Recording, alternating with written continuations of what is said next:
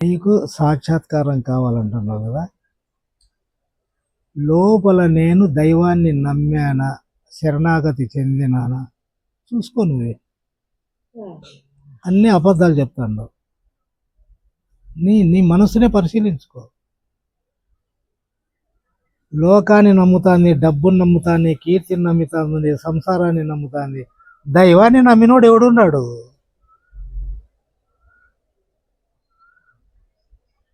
పొయ్యేదాన్ని నమ్ముతాన్నాడు.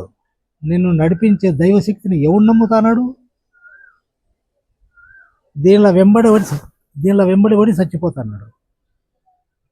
దాని వెంబడి పడి చచ్చిపోయినాను ఒకరిని చూపి నాకు.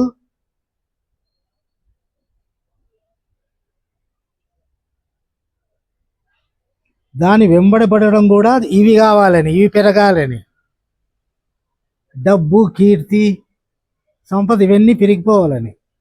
లేకపోతే దేవునితో ఏం పని ఉంది?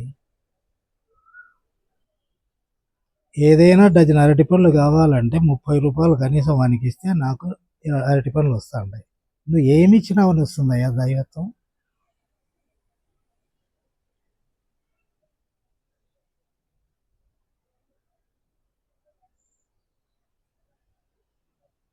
ఏం చేసినావని వస్తుంది? నీ కొడుకును ఒక పక్క, దైవత్వాన్ని ఒక పక్క పెడతాము. నీ కొడుకు కావాలన్నా దైవత్వం కావాలన్నా?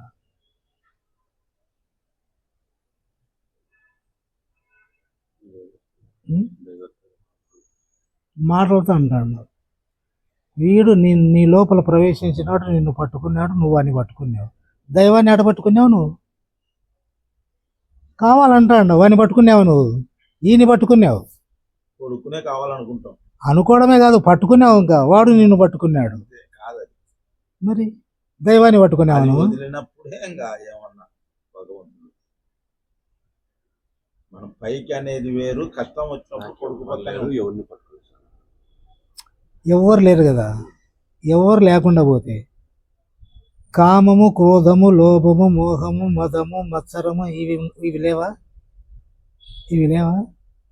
మరి అవి ఎందుకున్నాయి? ఏవి లేనప్పుడు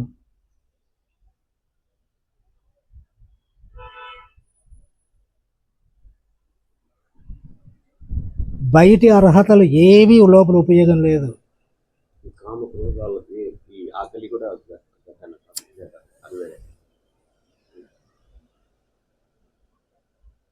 నీరు, గాలి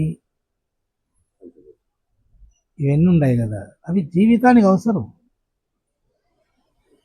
ఇది కావాలని కోరతావే నువ్వు, ఆడ డేంజర్. ఎందుకు కోరిక? దేనికోసం?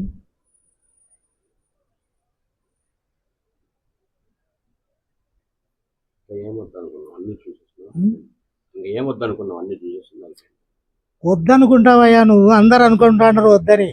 ఎవడు లోపల వద్దనాలా?